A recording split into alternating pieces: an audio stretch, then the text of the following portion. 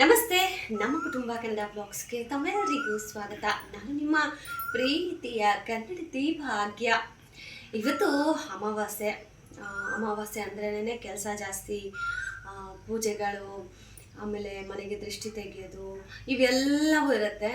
But still ಇವತ್ತಿನ ವಿಡಿಯೋನ ನಾನು ಶೂಟ್ ಮಾಡ್ತಾ ಇದ್ದೀನಿ. ಪ್ರತಿ ಸತಿ ಅಮಾವಾಸ್ಯೆಯಲ್ಲೂ ಏನೂ ಬದಲಾವಣೆ ಆಗೋದಿಲ್ಲ, ಆದರೆ ವಿಶೇಷವಾಗಿ ಈ ಅಮಾವಾಸ್ಯೆಯಲ್ಲಿ ನನಗೆ ಕಂಡಂತಹ ಒಂದು ವಿಶೇಷ ಅನುಭವ ಆ್ಯಂಡ್ ನಿಮಗೂ ಅದನ್ನು ತೋರಿಸ್ತೀನಿ. ಎಷ್ಟು ಜನಕ್ಕೆ ಅದು ಕಾಣಿಸುತ್ತೋ ಗೊತ್ತಿಲ್ಲ. ನಿಜ ಹೇಳಬೇಕು ಅಂತಂದರೆ, ಯಾರಿಗೆಲ್ಲ ರಾಯರ ಮೇಲೆ ಭಕ್ತಿ ಇರುತ್ತೋ ಸೊ ಅಂಥವ್ರಿಗೆ ಮಾತ್ರ ಅದು ಕಾಣುತ್ತೆ. ಖಂಡಿತವಾಗ್ಲೂ ನಾನು ವಿಡಿಯೋ ಶೇರ್ ಮಾಡ್ತೀನಿ, ನೀವು ನೋಡಲೇಬೇಕು. ಆ್ಯಂಡ್ ನಿಮಗೂ ಅದು ಎಕ್ಸ್ಪೀರಿಯನ್ಸ್ ಆಗಿದ್ರೆ ನನ್ನ ಜೊತೆ ಕಮೆಂಟ್ಸಲ್ಲಿ ತಿಳಿಸಿ ಅಂತ ಹೇಳ್ತಾ, ಇವತ್ತು ಸೋಮವಾರ ಅಮಾವಾಸ್ಯೆ ದಿನ ಇವತ್ತಿನ ವಂಡರ್ಫುಲ್ ವಿಡಿಯೋನ ಶುರು ಮಾಡ್ತಾ ಇದ್ದೀನಿ. ಸೊ ದಯವಿಟ್ಟು ಯಾರಾದರೂ ಹೊಸದಾಗಿ ನಮ್ಮ ಚಾನಲ್ನ ವಿಸಿಟ್ ಮಾಡಿದರೆ ಚಾನಲನ್ನು ಸಬ್ಸ್ಕ್ರೈಬ್ ಮಾಡ್ಕೊಳ್ಳಿ, ಹಾಗೆ ನಿಮ್ಮ ಫ್ರೆಂಡ್ಸ್ ಆ್ಯಂಡ್ ಫ್ಯಾಮಿಲಿಗೂ ಶೇರ್ ಮಾಡಿ. ಈ ನಿಮ್ಮ ಪ್ರೀತಿಯ ಕನ್ನಡತಿ ಭಾಗ್ಯಗೆ ನಿಮ್ಮೆಲ್ಲರ ಪ್ರೀತಿ, ಪ್ರೋತ್ಸಾಹ, ಸಪೋರ್ಟ್ ತುಂಬಾ ಮುಖ್ಯ. ಇದೇ ಥರ ಸಪೋರ್ಟ್ ಮಾಡ್ತಾ ಇರಿ. ಆ್ಯಂಡ್ ಇನ್ನೊಂದು ವಿಚಾರ ಹೇಳಬೇಕಪ್ಪ, ಏನು ಅಂತಂದರೆ, ಇವತ್ತು ಎಕ್ಸ್ಪೆಷಲಿ ಅಮಾವಾಸ್ಯೆ ಅಂದರೆ ಎಷ್ಟೋ ಜನಕ್ಕೆ ಅದರದ್ದು ಮಹತ್ವನೇ ಗೊತ್ತಿಲ್ಲ. ಆಮೇಲೆ ಇನ್ನೂ ಕೆಲವರು ಹೇಳ್ತಾರೆ ಇವೆಲ್ಲ ಒಂದು ರೀತಿ ಸೈನ್ಸ್ ಇಲ್ಲದೆ ಯಾವುದೂ ಇಲ್ಲ, ಹಾಗೆ ಹೀಗೆ ಅಂತ. ಬಟ್ ಇವತ್ತು ಅದನ್ನೂ ನಾನು ಶೇರ್ ಮಾಡ್ತೀನಿ. ನಾನು ನಿನ್ನೆನೇ ಒಂದು ವಿಡಿಯೋನು ನೋಡ್ತಾ ಇದ್ದೆ. ಬೆಕ್ಕಡ್ಡ ಹೋದರೆ ಅದು ಅಪಶಕುನ ಅಲ್ಲ. ಆಗಿನ ಕಾಲದಲ್ಲಿ ಏನು ಜಟ್ಕ ಗಾಡೀಲಿ ಹೋಗ್ತಾರಲ್ಲ, ಅಂದರೆ ಎತ್ತಿನ ಗಾಡಿ. ಸೊ ಎತ್ತಿನ ಗಾಡೀಲಿ ಹೋಗ್ಬೇಕಾದ್ರೆ ರಾತ್ರಿ ಹೊತ್ತು ಬೆಕ್ಕಿಂದು ಕಣ್ಣು ಟಾರ್ಚ್ ಥರ ಹೊಳೆಯೋದು, ಅದಕ್ಕೆ ನಿಲ್ಲಿಸಿ ಆ ಕಡೆ ಈ ಕಡೆ ಹಸು ಹೋಗೋದು ಬೈಕ್ಗೆ. ಸೊ ಅವಾಗ ಆಕ್ಸಿಡೆಂಟ್ ಆಗಿ ಆಗ್ತಾಯಿತ್ತು. ಸೊ ಆಗಿನ ಕಾಲದಲ್ಲಿ ಅದನ್ನು ಅದೇ ಥರ ಹೇಳಿದ್ರು ಅಂತ. ಬಟ್ ಸ್ಟಿಲ್ ನಮ್ಮ ಕಡೆ ಗಾದೆ ಇರೋದೇ ಬೆಕ್ಕಡ್ಡ ಬಂದರೆ ಹೋದ ಕೆಲಸ ಆಗಲ್ಲ ಅಂತ. ಅದು ಹಿರಿಯರು ಅಷ್ಟು ಸಾಮಾನ್ಯವಾಗಿ ಯಾವುದೇ ತರಹದ ಪದ್ಧತಿಗಳನ್ನು ಮಾಡಿರೋದಿಲ್ಲ. ಮಾಡಿದ್ದಾರೆ ಅಂದರೆ ಅದು ನಮಗೆ ಒಳ್ಳೆಯದಕ್ಕೆ.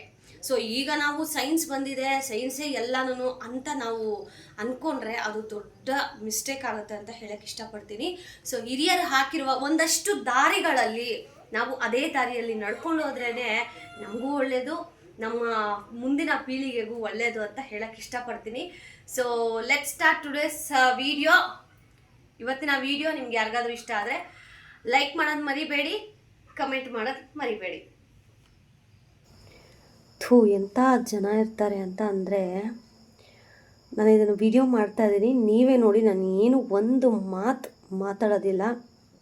ನಾನಂತೂ ಎಲ್ಲನೂ ನಮ್ಮ ರಾಯರ ಪಾದಿಗೆ ಹಾಕಿ ಎಲ್ಲ ಒಪ್ಪಿಸ್ಬಿಟ್ಟಿದ್ದೀನಿ ನನ್ನ ಅಪ್ಪನಿಗೆ. ಸೊ ದೇವರೇ ನೋಡ್ಕೋತಾರೆ. ನಾನು ಇದ್ರ ಬಗ್ಗೆ ಹೆಚ್ಚು ಮಾತಾಡೋದಿಲ್ಲ. ಬಟ್ ಈ ಥರ ಮಾಡೋದಕ್ಕೆ ಅವ್ರಿಗೆ ಕೈ ಆಗಲಿ ಬಾಯಿ ಆಗಲಿ ಹೆಂಗೆ ಬರುತ್ತೋ ಗೊತ್ತಿಲ್ಲ. ಬಟ್ ಒಬ್ಬರನ್ನ ಅಯ್ಯೋ ಅನಿಸಿ ಅವರು ಚೆನ್ನಾಗಿರ್ತೀನಿ ಅಂದರೆ ಅವರ ಭ್ರಮೆ ಅದು. ಸೊ ಅಷ್ಟೇ, ಇನ್ನೇನು ಹೇಳಕ್ಕೆ ನಾನು ಇಷ್ಟಪಡಲ್ಲ. ಸೊ ಇವತ್ತು ಏನು ಮಾಡ್ಕೊಂಡಿದ್ದೀನಿ ಅಂತ ಹೇಳಿ ತೋರಿಸ್ತಾ ಇದ್ದೀನಿ. ಚಪಾತಿ, ತರಕಾರಿ ಪಲ್ಯ, ಬಸ್ಸಾರು, ಇದಿಷ್ಟು ನಾನು ಮಧ್ಯಾಹ್ನಕ್ಕೆ ಮಾಡ್ಕೊಂಡಿರೋದು. ಸೊ ಬೆಳಗ್ಗೆನೇ ಬ್ರೇಕ್ಫಾಸ್ಟ್ಗೆ ಪರ್ಯಂತಕ್ಕೆ ಚಪಾತಿ ಟೊಮೊಟೊ ಗೊಜ್ಜು ಮಾಡಿದ್ದೆ ಕಡಿಮೆನೇ. ಸೊ ನಾನು ಲೈಟಾಗಿ ಸ್ಪೋರ್ಟ್ಸ್ ಬರುತ್ತಲ್ವ, ಸೊ ಅದು ಮೊಳಕೆ ಕಾಳು, ಅದನ್ನು ಪಲ್ಯ ಮಾಡ್ಕೊಂಡಿದ್ದೆ. ಸೊ ಅದನ್ನೇ ತೊಗೊಂಡೆ. ಅದಾದಮೇಲೆ ಮನೆ ಕ್ಲೀನ್ ಮಾಡೋದು, ಅಡುಗೆ ಎಲ್ಲ ಅಂದರೆ ಬಸ್ಸಾರೆಲ್ಲ ಬೆಳಗ್ಗೆನೇ ಮಾಡಿಟ್ರೆ ನನಗೂ ಈಸಿ ಆಗುತ್ತೆ ಅಂತ ಹೇಳಿ ಬೆಳಗ್ಗೆನೇ ಬಸ್ಸಾರು, ಪಲ್ಯ, ಚಪಾತಿ ಏನೇನು ನನಗೆ ಊಟಕ್ಕೆ ಬೇಕೋ ಎಲ್ಲವನ್ನು ರೆಡಿ ಮಾಡ್ಕೊಂಡಿದ್ದೀನಿ. ಇಲ್ಲಿ ನೀವು ನೋಡ್ಬೋದು ಎಷ್ಟು ಚೆನ್ನಾಗಾಗಿದೆ ಅಂತ ಹೇಳಿ. ನಮ್ಮ ಮನೇಲಿ ಸ್ಪೆಷಲ್ಲಾಗಿ ಬಸ್ಸಾರಿಗೆ ಅಂದರೆ ನನ್ನ ಮಗನಿಗೂ ಇಷ್ಟ, ನಮ್ಮ ಯಜಮಾನ್ರಿಗೂ ಇಷ್ಟ. ವಾರದಲ್ಲಿ ಒಂದು ಸತಿನಾದರೂ ಬಸ್ಸಾರು ಮಾಡ್ತಾನೆ ಇರ್ತೀನಿ. ಅದು ಸೊಪ್ಪಿನ ಬಸ್ಸಾರು, ತರಕಾರಿ ಬಸ್ಸಾರು, ಈ ಥರ ವೆರೈಟೀಸ್ ಆಫ್ ಬಸ್ಸಾರನ್ನು ಮಾಡ್ತಾಯಿರ್ತೀನಿ. ಆ್ಯಂಡ್ ಇನ್ನು ಇವತ್ತು ಮುದ್ದೆ ಮಾಡೋಕ್ಕಾಗಲಿಲ್ಲ. ಅದಕ್ಕೇ ಹಸ್ಬೆಂಡ್ಗೆ 2 ಚಪಾತಿ ಜೊತೆಗೊಂದು ಸ್ವಲ್ಪ ರೈಸ್ ಹಾಕೋಣ ಅಂತ ಹೇಳಿ ರೈಸ್ ಇಲ್ಲಿ ಮಾಡಿ ಇವಾಗ ಅವ್ರಿಗೆ ಊಟಕ್ಕೆ ಹಾಕ್ಕೊಡ್ಬೇಕು. ಸೊ ಅವ್ರು ಊಟ ಮಾಡಿ ಆಫೀಸ್ಗೆ ಓಡ್ತಾರೆ. ಮೀನ್ ವೈಲ್ ನಾನು ಕೆಲಸ ಮಾಡ್ತಾನೆ ಇಲ್ಲಿ ದೇವ್ರ ಪಾತ್ರೆನೂ ಸಹ ಕ್ಲೀನ್ ಮಾಡ್ಕೊಂಡಿದ್ದೀನಿ. ಬಿಕಾಸ್ ಅಮಾವಾಸ್ಯೆ ಅಲ್ವಾ, ದೇವ್ರ ಮನೆ ಶುದ್ಧಿ ಮಾಡಬೇಕು. ಎಲ್ಲವನ್ನು ತೆಗೆದು ಆಚೆ ಇಟ್ಟು ಎಲ್ಲ ದೇವ್ರ ಪಾತ್ರೆ ಎಲ್ಲ ತೊಳೆದು ಸ್ವಲ್ಪ ನನಗೆ ಪೂಜೆಗೆ ಐಟಮ್ಸ್ ಎಲ್ಲ ಬೇಕಿತ್ತು. ಅಂದರೆ ಕಳಶಕ್ಕೆ ತೆಂಗಿನಕಾಯಿ, ಹೂವು, ಬಾಳೆಹಣ್ಣು, ಕಳಶಕ್ಕೆ ಎಲೆ ಇವೆಲ್ಲ ಬೇಕಾಗಿತ್ತು. ಸೊ ಹಸ್ಬೆಂಡ್ಗೆ ಹೇಳಿದ್ದಕ್ಕೆ ಪಾಪ ಹೋಗಿ ತೊಗೊಂಡು ಬಂದರು. ದೀಪಮ್ ಆಯಿಲೂ ಸಹ ಬೇಕಾಗಿತ್ತು. ಎಲ್ಲವನ್ನು ತೊಗೊಂಡ್ಬಂದರು. ಅದನ್ನೆಲ್ಲ ಸೆಗ್ರಿಗೇಟ್ ಮಾಡಿ ಈಗ ದೇವ್ರ ಫೋಟೋಗಳಿಗೆಲ್ಲ ಈಗ ಅಲಂಕಾರ ಮಾಡಬೇಕು. ನಾನು ಇದು ಯಾವುದೇ ಥರದ ವೀಡಿಯೋನ ನಾನು ಶೂಟ್ ಮಾಡಲಿಲ್ಲ, ಬಿಕಾಸ್ ಅದು ನಿಮಗೆ ಬೋರ್ ಅನ್ನಿಸ್ಬಹುದು ಅಂತ ಹೇಳಿ ನಾನು ಶೂಟ್ ಮಾಡಲಿಲ್ಲ. ಬಟ್ ನಾನು ಬೆಳಗ್ಗೆ ಏನು ನೋಡಿದ್ನಲ್ಲ, ಸೊ ಅದನ್ನು ರಾಯರಿಗೆ ಒಪ್ಪಿಸ್ತಾ ಇದ್ದೆ ನಾನು. ಸೊ ರಾಯರು ನನಗೆ ಯಾವ ಥರ ಉತ್ತರ ಕೊಟ್ಟರು ಅಂತ ನಿಮಗೆ ಲೈವಲ್ಲಿ ತೋರಿಸ್ತೀನಿ, ನೀವು ನೋಡಿ. ನಿಜವಾಗ್ಲೂ ಇದು ರಾಯರ ಪವಾಡನ ಅಥವಾ ರಾಯರೇ ನಮ್ಮ ಮನೇಲಿ ಇದ್ದಾರಾ, ನನ್ನನ್ನು ಮುಂದೆ ನಡ್ಸ್ಕೊಂಡು ಹೋಗ್ತಾ ಇದ್ದಾರಾ ಅಂತ ನನಗೊಂದು ಅನುಮಾನ. ಆ್ಯಂಡ್ ಐ ಬಿಲೀವ್ ದಟ್ ರಾಯರು ಯಾವಾಗಲೂ ನಮ್ಮ ಜೊತೆಗಿದ್ದಾರೆ ಅನ್ನೋದನ್ನು. ಬೆಳಗ್ಗೆ ತಾನೇ ನಾನು ಒಂದು ಇನ್ಸಿಡೆಂಟ್ ನೋಡಿದ್ರಲ್ಲ, ಅದನ್ನು ನೋಡಿದ ತಕ್ಷಣ ನನ್ನ ಕಣ್ಣಲ್ಲಿ ಅದಾಗದೇ ನೀರು ಬರ್ತಾಯಿತ್ತು. ಸೊ ಇವತ್ತು ಅಮಾವಾಸ್ಯೆ ಬೇರೆ. ಸೊ ಫಸ್ಟಿಗೆ ನಾನು ಮಾಡಿದ್ದೆ ದೇವ್ರ ಮನೆ ಕ್ಲೀನ್ ಮಾಡಿ ಫಸ್ಟ್ ಪೂಜೆ ಮಾಡೋಣ ಅಂತ ಹೇಳಿ. ಸೊ ಎಲ್ಲ ವಿಗ್ರಹಗಳಿಗೂ ಕುಂಕುಮ ಇಟ್ಟು ರೆಡಿ ಮಾಡಬೇಕಾದ್ರೆ ಇಲ್ಲಿ ನೋಡಿ ನೀವು ರಾಯರು ನನಗೆ ಯಾವ ಥರ ಆಶೀರ್ವಾದ ನೀಡಿದ್ರು ಅಂತ. ಯಾರಿಗೆಲ್ಲ ಇದು ಅರ್ಥ ಆಗಿದೆ ಅಂತ ಹೇಳಿ ಕಮೆಂಟ್ ಮಾಡಿ. ನನಗಂತೂ ಕ್ಲಿಯರಾಗಿ ಕಾಣಿಸ್ತಾ ಇದೆ. ರಾಯರು ನಾನಿದ್ದೀನಿ, ನೀನು ತಲೆ ಕೆಡಿಸ್ಕೋಬೇಡ ಅಂತ ನನಗಲ್ಲಿ ಬೆಳಕಿನ ರೂಪದಲ್ಲಿ ನಿಮಗೆ ಕಾಣಿಸ್ತಾ ಇದೆಯಲ್ಲೋ ಗೊತ್ತಿಲ್ಲ, ನೀವು ಅಬ್ಸರ್ವ್ ಮಾಡಿದ್ರೆ ಗೊತ್ತಾಗುತ್ತೆ. ಗ್ರೀನ್ ಕಲರ್ ಲೈಟು, ನಮ್ಮ ಮನೇಲಿ ಗ್ರೀನ್ ಕಲರ್ ಲೈಟ್ ಎಲ್ಲೂ ಇಲ್ಲ.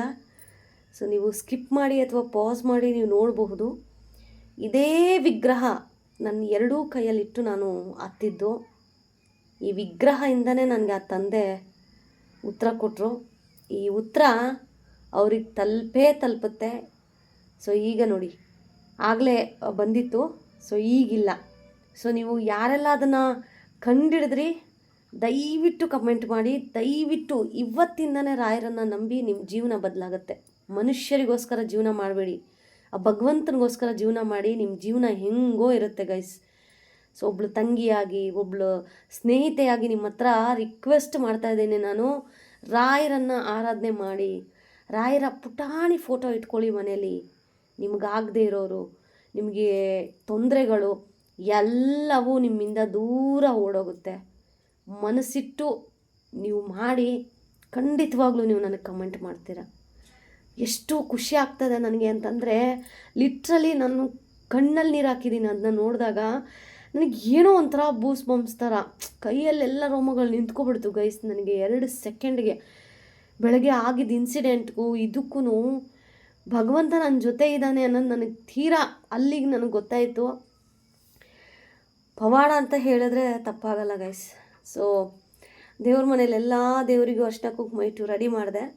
ಆಮೇಲೆ ಆಚೆ ಹೊಸ್ತಿಲ್ಗೂ ರೆಡಿ ಮಾಡಿದೆ, ಬಿಕಾಸ್ ಬಾಗಿಲ ಮೇಲೆ ಸ್ವಸ್ತಿಕ್ಕು, ಚಿಹ್ನೆ ಅವೆಲ್ಲ ಬರಿಬೇಕಿತ್ತಲ್ಲ, ಹಾಗಾಗಿ.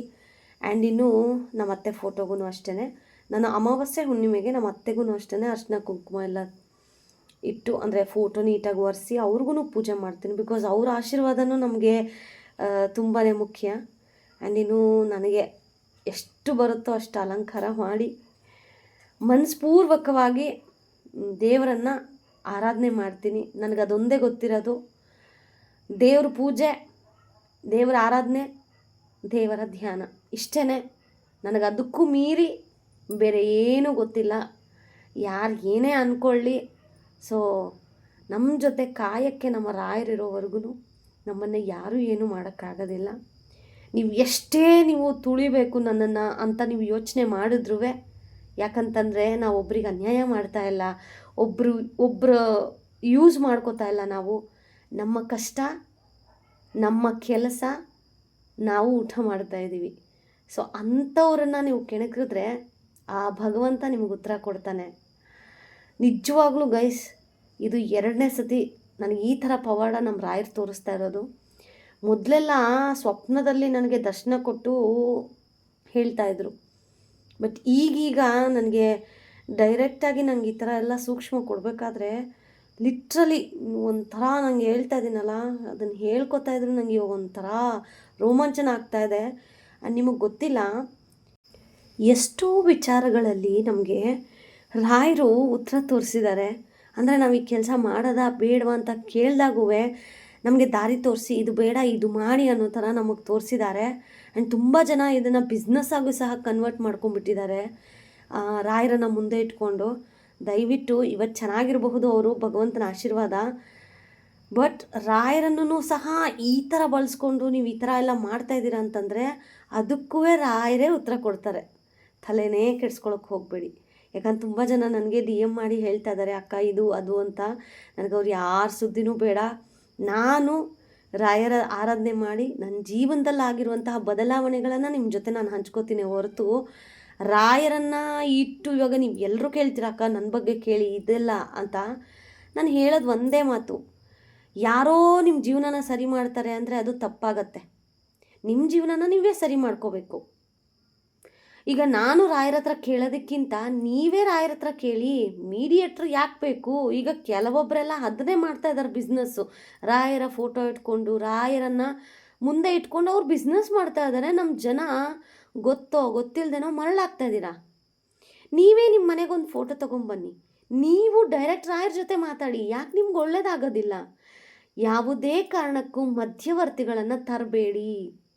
ನಿಮಗೂ ಮತ್ತು ಭಗವಂತನ ಮಧ್ಯೆ ಆ ಒಂದು ಕನೆಕ್ಷನ್ ಡೈರೆಕ್ಟಾಗಿರಬೇಕೆ ಹೊರತು ಮೀಡಿಯೇಟ್ರ್ ಮುಖಾಂತರ ಇರಬಾರ್ದು.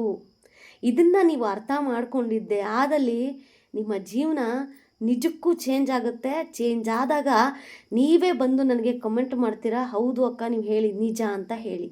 ಯಾರೊಬ್ಬರೋ ನಮ್ಮ ಜೀವನಕ್ಕೆ ಬೆಳಕಾಗ್ತಾರೆ, ಇವರಿಂದ ನಮ್ಗೆ ಹೆಲ್ಪ್ ಆಗುತ್ತೆ, ಬಿಟ್ಬಿಡಿ. ಅವೆಲ್ಲ ಇಲ್ಲ, ಇದು ಕಲಿಕಾಲ. ನೀವು ಏನು ಮಾಡ್ತಿರೋ ವಾಪಸ್ ನಿಮ್ಗೆ ಅದು ಬರುತ್ತೆ. ನೀವೊಬ್ರಿಗೆ ಅಯ್ಯೋ ಅಂತೀರಾ, ನಿಮಗೂ ಅಯ್ಯೋ ಅನ್ನೊಬ್ಬರು ಭಗವಂತ ಎಲ್ಲೋ ಒಂದು ಕಡೆ ಸೃಷ್ಟಿ ಮಾಡ್ತಾರೆ. ನೀವು ಒಬ್ಬರನ್ನ ತುಳಿತೀರಾ, ನಿಮ್ಮನ್ನು ತುಳಿಯೋಕ್ಕೆ ಅಂತ ಹೇಳಿ ಭಗವಂತ ಒಬ್ಬರನ್ನ ರೆಡಿ ಮಾಡಿರ್ತಾನೆ. ಇಷ್ಟೇ ಜೀವನ. ಇರೋಷ್ಟು ದಿನ ಆದಷ್ಟು ಒಳ್ಳೆ ದಾರಿಯಲ್ಲಿ ನಡೆಯೋಕ್ಕೆ ಪ್ರಯತ್ನ ಪಡಿ.